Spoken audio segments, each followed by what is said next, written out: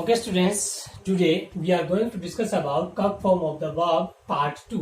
Students, आज हम cut form of verb में part सेकंड करने वाले हैं और इसमें हम यूज ऑफ V2 यानी V2 फॉर्म का प्रयोग हम जानेंगे कि कहाँ कहाँ किन किन सर्कमस्टेंसेज में यूज ऑफ V2 फिलअप किया जाता है। ठीक है, तो इसके लिए हम नॉर्मली हम बात करें कि यूज ऑफ V2 जो है वो पास्ट इंडेफिनेट में यूज किया जाता है स्टूडेंट्स। ठीक है, पास्ट इंडेफिनेट में यूज किया जाता है। ठीक है, और पास्ट इंडेफिनेट का जहां तक हम स्ट्रक्चर की बात करें तो स्ट्रक्चर होता है सब्जेक्ट प्लस में V2 प्लस में ऑब्जेक्ट। यदि आपका सिंपल सेंटेंस है तो, यदि नेगेटिव सेंटेंस है तो वो क्या हो जाएगा, सब्जेक्ट प्लस में HV प्लस में नोट प्लस में V1 प्लस में ऑब्जेक्ट। स्टूडेंट, यहाँ में नई चीज देखने को मिल रही है कि ये क्या है कि आपका नेगेटिव सेंटेंस में यानी नोट वाले सेंटेंस में V1 फॉर्म का प्रयोग करते हैं, न कि V2 फॉर्म का प्रयोग हम करते हैं। तो ये तो थी पास्ट इंडेफिनिट की टेंस की बात। अब हम क्या पढ़ रहे हैं, हम पढ़ रहे हैं यूज ऑफ V2। हम यूज की बात करेंगे। ठीक है, तो रूल नंबर फर्स्ट आपका है वो है when some following words are given in the sentence. ठीक है, जब वाक्य में स्टूडेंट्स कुछ वर्ड्स दिए गए हो तो हम डायरेक्टली ये आइडेंटिफाई कर लेंगे कि इस सेंटेंस में कंफर्म क्या आने वाला है, कंफर्म V2 आने वाला है, जिससे अपना जो टाइम ऑफ कंजप्शन है एग्जाम के ड्यूरिंग एग्जाम वो आपका कम हो जाएगा। ठीक है, क्योंकि हम जब हमें आइडेंटिफाई हो गया कि इसमें V2 भरना है तो V2 भर देंगे डायरेक्टली। ठीक है, तो वो कुछ चीजें हैं जो आपको एग्जाम में हेल्प करेंगी आपके टाइम को बचाने में। ठीक है, तो वो वर्ड्स कौन से हैं, हम वर्ड्स की बात कर रहे थे कि जब ये वर्ड आ जाए तो V2 फॉर्म भरना है आपको सेंटेंस में। तो वर्ड्स है वो है एज लाइक या like as, ago, as soon as, last and yesterday, students ये कुछ वर्ड हैं 1 2 3 4। ये 4 वर्ड है जो आपको याद रखने, अपने माइंड में सेटअप करना है कि जब ये वर्ड हो तो आपको क्या आने वाला है, आपका V2 आने वाला है। ठीक है, फॉर एग्जाम्पल माई ब्रदर, मैंने ब्रैकेट में दे दिया कम लास्ट नाइट। स्टूडेंट्स, हम इजीली आइडेंटिफाई कर देते हैं यहाँ पे कि यहाँ पे क्या दिया हुआ है, लास्ट दिया हुआ है, और ये लास्ट इन 4 वर्ड्स में से एक वर्ड है। ठीक है, तो इसमें कंफर्म क्या आ जाएगा, इसमें V2 आ जाएगा। तो कम का V2 क्या होता है, केम होता है। तो यहाँ पे क्या भर देंगे हम, इजीली केम भर देंगे। ठीक है, within 2 or 3 seconds we will fill up the blank. ठीक है, हम भर देंगे, इसमें कोई दिक्कत वाली बात नहीं है। हमने सिर्फ वर्ड को आइडेंटिफाई करना है और इस वर्ड को ध्यान रखना है कि ये 4 वर्ड है और ये 4 वर्ड आ जाए तो V2 फॉर्म का प्रयोग हमने करना है। ठीक है, अब नेक्स्ट एग्जांपल मैं लेता हूं, आई ब्रैकेट में गो आगरा 2 months एगो। ठीक है, तो स्टूडेंट्स यहां पे फिर हमने वो वर्ड देखा जो कि अपना V2 में जो हेल्प करता है V2 भरने में, वो वर्ड क्या है, एगो है। यदि एगो है तो V2 आएगा और गो का क्या हो जाएगा यहाँ पे, वेंट। ठीक है, 2 महीने पहले मैं कहां पे गया, आगरा गया। ठीक है, my brother come last night, पिछली रात्रि मेरा भाई कहाँ आया, घर आया। ठीक है, तो यहाँ पे भी हमने क्या किया, V2 फॉर्म का प्रयोग किया, यहाँ पे भी हमने क्या किया, V2 फॉर्म का प्रयोग किया। ठीक है, तो स्टूडेंट्स ये वो वर्ड्स हैं या यस्टरडे का यूज होगा किसी सेंटेंस में, वो आप कर लेना। तो इन हमने मेनली क्या फोकस करना है, मेनली फोकस करना है इन वर्ड्स पे। जब ये वर्ड्स दिए गए हों तो उस आपके सेंटेंस में क्या आएगा, V2 फॉर्म का प्रयोग होगा। कंफर्म हो गया, इसमें पूछा जाता है अक्सर क्वेश्चंस एग्जाम में। अब हम रूल नंबर 2 की बात करते हैं। रूल नंबर फर्स्ट सभी स्टूडेंट्स को क्लियर हो गया होगा आई थिंक। अब मैं बात करता हूं रूल नंबर 2 की। ठीक है, rule number 2, it's use before past definite event.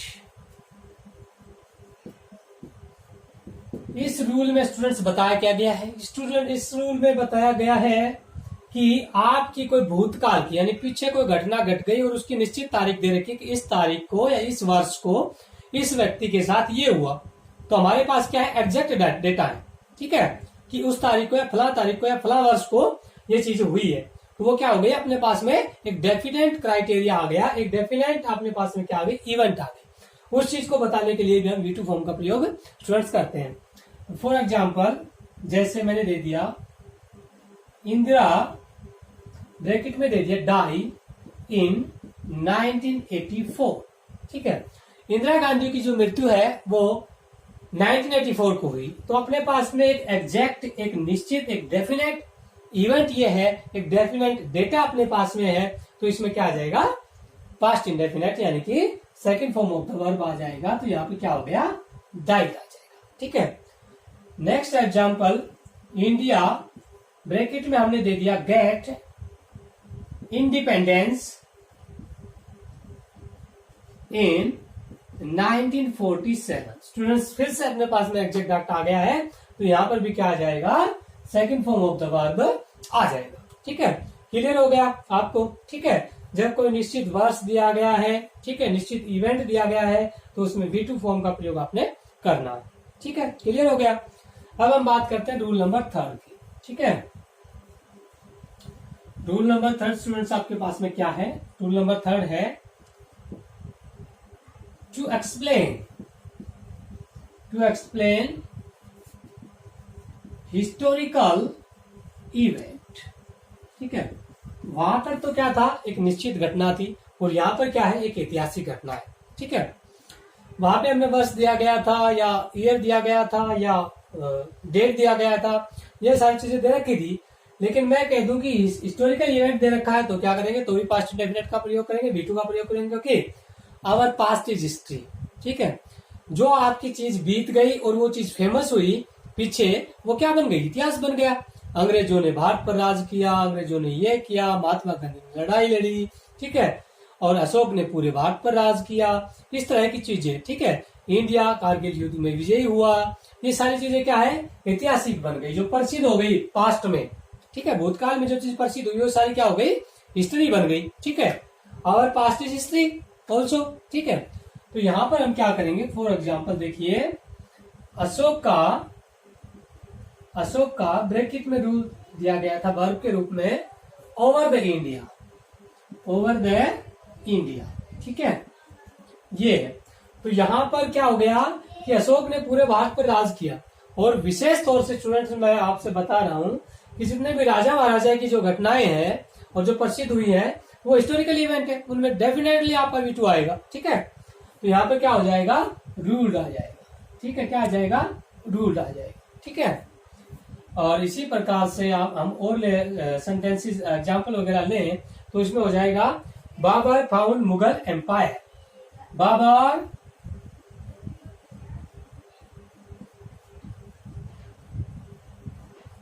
Mughal empire. भैया जब हम मुगल सल्तनत की बात करते हैं, मुगल एम्पायर की बात करते हैं, तो उसमें सबसे पहले कौन आया था, बाबर आया था, और उसी ने इसकी नींव रखी थी, इसी ने इसको शुरुआत किया था हिंदुस्तान में। तो यहां पर क्या हो जाएगा, बाबर फाउंड मुगल एम्पायर, ठीक है, इसकी उसने क्या रखी थी, नींव रखी थी, ठीक है। तो यहां से क्लियर हो जाता है आपका, ठीक है, यूज ऑफ V2, ठीक है। या देखिए और एग्जांपल मैं लेता हूं, कोलंबस ब्रैकेट में दिया गया था डिस्कवर अमेरिका, ठीक है। कोलंबस ने अमेरिका की, कोलंबस जो था वो भारत की खोज में निकला था, जब वो पहुंचा और उसने जानकारी प्राप्त की तो उसे पता चला कि वो तो अमेरिका में है, ठीक है। तो दुर्भाग्यवश या सौभाग्यवश हमसे भी कहे कि उसको निश्चित नहीं था कि मेरे को अमेरिका की खोज करनी है, लेकिन पहुंच कहाँ गया, अमेरिका गया, ठीक है। तो यहां पर क्या हो जाएगा, ये भी क्या हो गई, एक ऐतिहासिक घटना हो गई, और वो हो गया यहाँ पे डिस्कवर्ड, क्या हो गया, डिस्कवर्ड हो गया, ठीक है। तो क्लियर है स्टूडेंट्स, यहाँ पे आपको rule of third form, use of V2 में रूल ऑफ थर्ड आपको क्लियर हो गया है, ठीक है। अब हम नेक्स्ट रूल की बात करते हैं, रूल नंबर 4 की, ठीक है। अब स्टूडेंट्स कुछ कॉम्बिनेशन है दो सेंटेंसेस का, दो टेंसेस का, जो कि एक दूसरे के साथ आते हैं, हम उनके बारे में पढ़ेंगे। ठीक है, जैसे कि आपका पीसी, ठीक है, पास्ट कॉन्टिन्यूअस। ठीक है, पीसी का मतलब क्या हो गया यहाँ पे, पास्ट कॉन्टिन्यूअस। ठीक है, पास्ट कॉन्टिन्यूअस प्लस में पास्ट इंडेफिनेट। ठीक है, पास्ट इंडेफिनेट, इन दोनों का कॉम्बिनेशन देखिए स्टूडेंट्स, और बड़ा ही इंपॉर्टेंट कॉम्बिनेशन है, पेपर में अक्सर पूछा जाता है कि आपको ये दे करके ये पूछ सकता है या ये दे करके ये पूछ सकता है, सेम थिंग, कोई दिक्कत नहीं है। ठीक है, हमने सिर्फ उसमें आइडेंटिफिकेशन पे ध्यान देना है कि हम एग्जाम में इसको पहचानेंगे कैसे, किसमें आएगा क्या। ठीक है, तो क्लियर सी बात है, ये दे रखा है तो ये भर देंगे, ये दे रखा है तो ये भर देंगे। ठीक है, और इसको हम इजी तौर पर याद करना चाहे, लर्न करना चाहे, तो उसमें क्या होगा कि सेंटेंस जो है, दिया गया सेंटेंस जो आपका है वो क्या होगा, वो होगा आपका व्हेन या व्हाइल से कनेक्टेड होगा। ठीक है, अगर ये रूल आपका आना है ना, तो इस रूल में आपका क्या होगा, व्हेन या व्हाइल से सेंटेंस आपका कनेक्टेड होगा। तो एक आपके ब्लैंक में आएगा पास्ट इंडेफिनिट और दूसरे ब्लैंक में आपका आएगा पास्ट कॉन्टिन्यूअस। ठीक है, इससे इजी रूल आपके मैं बना करके समझा नहीं सकता, इजी से इजी तरीका है। ठीक है, व्हेन या व्हाइल से कनेक्टेड होना चाहिए सेंटेंस, और एक भाग में पहले से ये चीज भर रखी है तो ये आ जाएगा, ये भर रखी है तो ये आ जाएगा स्टूडेंट्स। ठीक है, इसके लिए मैं एग्जांपल लेना चाहूं तो देख लीजिएगा, जैसे व्हेन ब्रैकेट में मैंने दे दिया reach home my mother was cooking. ठीक है, तो यहां पे मैंने ये पार्ट भर दिया है। ठीक है, तो ये पार्ट कौन सा है, पास्ट कॉन्टिन्यूअस है ना, तो दूसरे पार्ट में क्या आ जाएगा, पास्ट इंडेफिनिट आ जाएगा। क्लियर सी बात है, तो यहाँ पे क्या आ जाएगा, रीच आ जाएगा। स्टूडेंट्स, वाक्य आपका व्हेन से भी कनेक्टेड है। ठीक है, एक पार्ट में आपका क्या है, पास्ट कॉन्टिन्यूअस है, दूसरे पास्ट इंडेफिनिट आ जाएगा। क्लियर है, जो पुराने स्टूडेंट्स है वो इजीली इस चीज को समझ जाएंगे, ज्यादा स्ट्रेस इस पे देने की जरूरत नहीं है। ठीक है, तो ये आपका था रूल नंबर 5 या 4 जो भी है। अब मैं बात कर लेता हूं नेक्स्ट आपके कॉम्बिनेशन की, और वो कॉम्बिनेशन आपका कंडीशनल सेंटेंस का होगा, और उसमें कंडीशन आपकी दी मिलेगी, वो देखिए क्या मिलेगा। तो कंडीशन आपका है students, to express condition of past. ठीक है, तो रूल नंबर 6 आपका स्टूडेंट्स है टू एक्सप्रेस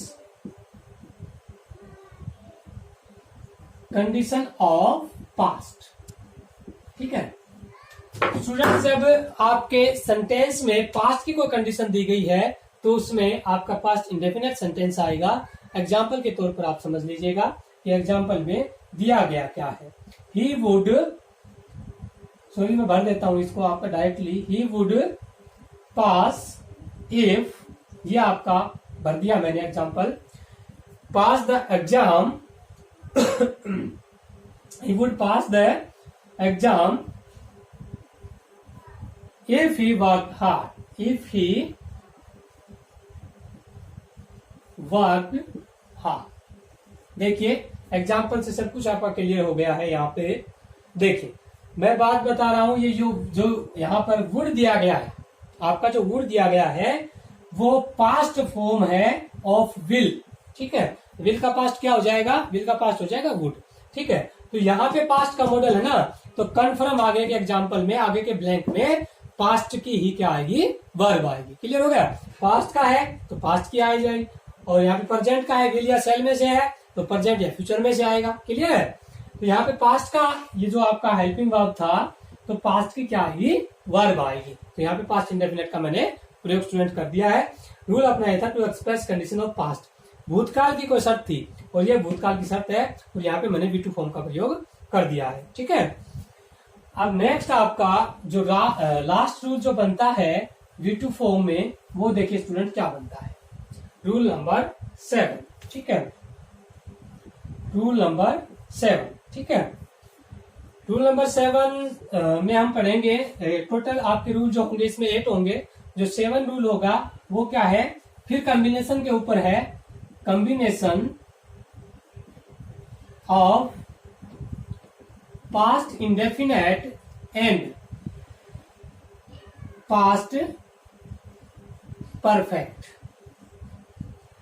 ठीक है, एक कॉम्बिनेशन हो रहा है, दो कॉम्बिनेशन बताया, एक तो वैन वाला, दूसरा ये। ठीक है, एक हमने बताया कि पास्ट की कंडीशन। ठीक है, बाकी आपको रूल दिए गए हैं। ठीक है, तो यहाँ पे देखिए पास्ट परफेक्ट दिया गया है तो पास्ट इंडेफिनेट भर देंगे, और पास्ट इंडेफिनेट दिया गया है तो पास्ट परफेक्ट भर देंगे। और इंपॉर्टेंट रूल है, देखिए, the patient die before the doctor के। ठीक है, ये स्टूडेंट्स हम एक से ज्यादा वर्ब में भी पढ़ सकते हैं। जैसे एक से ज्यादा वर्ब में हम क्या पढ़ेंगे, रूल ऑफ या यूज ऑफ V3 में भी हम ये पढ़ सकते हैं। ठीक है, तो यूज ऑफ V3 में भी आपके काम आएगा और यूज ऑफ V2 में भी आपके काम आने वाला है। ठीक है, काम कैसे आएगा, आइडेंटिफाई कैसे करेंगे, आइडेंटिफाई स्टूडेंट्स करेंगे जब आपके वाक्य में बिफोर दिया गया है और बिफोर से पहले उसने, हम क्या यूज करेंगे, बिफोर से पहले स्टूडेंट्स हम यूज करेंगे एड प्लस V3, और बिफोर के बाद में स्टूडेंट्स यूज करेंगे हम V2। ठीक है, जब वाक्य में बिफोर दे रखा है तो यहाँ एड प्लस V3 आ जाएगा, और यहाँ पर उसने कन्फर्म दे रखा है V2। ठीक है, यदि यहाँ V2 दे रखा है तो यहाँ पूछ लेगा, यहाँ एड प्लस V3 दे रखा है तो यहाँ V2 पूछ लेगा। ठीक है, सिंपल हो गया। ठीक है, आपने हेड प्लस V3 किसके साथ लगाना है, हेड प्लस V3 आपने लगाना है जो काम पहले घटित होता है। ठीक है, उस वर्ग के साथ में आपने हेड प्लस V3 लगाना है जो पहले घटित हो चुका है। हम इसकी सेंस निकालना चाहें तो सेंस में देख लीजिएगा आप, the patient had died before the doctor केम, रोगी मर चुका था जब डॉक्टर आया। ठीक है, यानी डॉक्टर के आने से पहले काम हो चुका था। ठीक है, तो जो काम पहले हो चुका था उसके साथ में हमने हेड प्लस V3 लगाया, और जो बाद में घटित हुआ कार्य उसके साथ में V2 लगाया। पहचान इससे करेंगे। ठीक है, आइडेंटिफाई इससे करेंगे। ठीक है, लेकिन ये कंडीशन पूरी करना चाहिए। ठीक है, कई बार मैंने देखा है कि प्रेजेंट परफेक्ट का एग्जाम्पल उसने पेपर में दे रखा था, लेकिन प्रेजेंट परफेक्ट का जब एग्जाम्पल दे रखा था तो उसने दोनों पार्ट नहीं दे रखे थे। ठीक है, ये वाला पार्ट और ये वाला पार्ट, उसने दोनों पार्ट नहीं दे रखे थे, उसमें एक पार्ट दे रखा था। तो ये आपने समझ लेना है कि कंडीशन क्या है कि दोनों पार्ट उसमें विद्यमान होने चाहिए। ठीक है, दोनों पार्ट उसमें प्रेजेंट होने चाहिए, तभी आपका रूल ये अप्लीकेबल होगा। ठीक है, अच्छा जी, इसमें अब मैं बात कर लूं आफ्टर की। इसी रूल में, रूल नंबर 7 में मैं आफ्टर की बात कर लेता हूं कि जब यदि आफ्टर दे रखा है, ठीक है स्टूडेंट्स, यदि आफ्टर दे रखा है सेंटेंस में और दो ब्लैंक उसमें दे रखे हैं या दो वर्ब उसमें आई हुई है, तो उसमें क्या करेंगे कि आफ्टर से पहले V2 करेंगे और आफ्टर के बाद में हम हेड प्लस V3 करेंगे, जो कि बिफोर से बिल्कुल उल्टा है। जो कि बिफोर से क्या है, बिल्कुल उल्टा है, क्योंकि बिफोर में हम क्या करते थे, यहाँ हेड प्लस V3 करते थे और यहाँ हम V2 करते थे। बिल्कुल उल्टा है ना, जो चीज यहाँ थी वो यहाँ चली गई, जो चीज यहाँ थी वो यहाँ चली गई। समझ गए ना, आफ्टर हो तो क्या करना है, बिफोर हो तो क्या करना है, दोनों कंडीशन होनी चाहिए, दो वर्ब उसमें होनी चाहिए। ठीक है, अब लास्ट रूल है स्टूडेंट, इसका ध्यान से देखिए, फिर आपका ये टॉपिक कंप्लीट हो जाएगा। Rule number 8। ठीक है, रूल नंबर 8 क्या है कि उसमें कुछ चीजें दी गई हैं, और वो चीजें क्या है स्टूडेंट्स, वो है when a sentence is connected with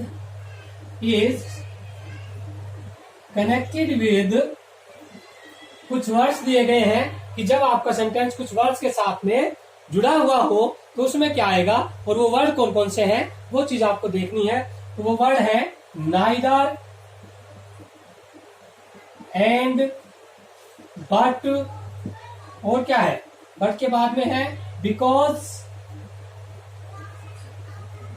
और बिकॉज के बाद में है एज। ये कुछ वर्ड हैं, ये किसी दो सेंटेंसेस के पार्ट को कनेक्ट करते हैं और उनके लिए कंजक्शन का प्रयोग इन वर्ड्स के रूप में हुआ है। तो उस कंडीशन में स्टूडेंट्स क्या आएगा, फॉर एग्जांपल देखिएगा, उसमें क्या आएगा, उसमें भी आपका दो पार्ट बनेंगे। वन पार्ट जो होगा सेंटेंस का is made by V3, one part is made by V3 and another part is made by V2। ठीक है, रूल क्लियर कर देता हूं, आपको दोबारा से रिवाइज कर देता हूं मैं। When a sentence is connected with neither and but because and, वाक्य के दो पार्ट इनवर्स से जुड़े हुए हों और एक पार्ट में V2 दे रखा है तो दूसरे पार्ट में V3 आएगा। यदि एक पार्ट में V3 दे रखा है तो दूसरे पार्ट में V2 आएगा। और इसको आप एग्जाम्पल के माध्यम से समझ लीजिएगा। एग्जाम्पल आपका क्या है वो आपको बताता हूं। नाइदर ही केम, नाइदर, ये आपका एग्जाम्पल हो गया।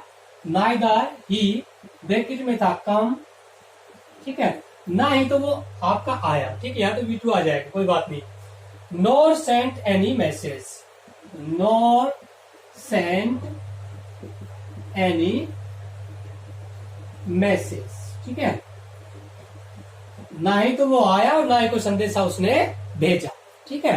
तो यहाँ पे उसने ऑलरेडी V2 फॉर्म का प्रयोग कर रखा है, तो यहाँ पे क्या, यहाँ पे V3 फॉर्म का प्रयोग उसने कर रखा है। ये पैसिव सेंटेंस बन गया। स्टूडेंट्स आपको पैसिव भी ध्यान रखना है। नॉर्मली जो आपके कॉम्पिटिटिव एग्जाम में होते हैं वो इसी तरह के एग्जाम्पल पूछते हैं कि पैसिव वॉइस का पूछ लिया या किसी पार्ट में नरेशन को जोड़ दिया, तो वो वाले सेंटेंसेस आपके कॉम्पिटिटिव एग्जाम में अक्सर पूछे जाते हैं। तो ये हम मान के चलें कि ये कॉम्पिटिटिव एग्जाम्पल आपका है, ठीक है। तो यहाँ पे उसने V3 फॉर्म का प्रयोग दे दिया, पैसिव फॉर्म यहाँ पे दे दिया, तो यहाँ पे क्या आ जाएगा, V2 आ जाएगा, ठीक है, क्योंकि कॉम्बिनेशन किसका था, V2 और V3 का ही था ना। तो V3 उसने ऑलरेडी भर के दे दिया, तो यहाँ क्या आ जाएगा, V2 आ जाएगा।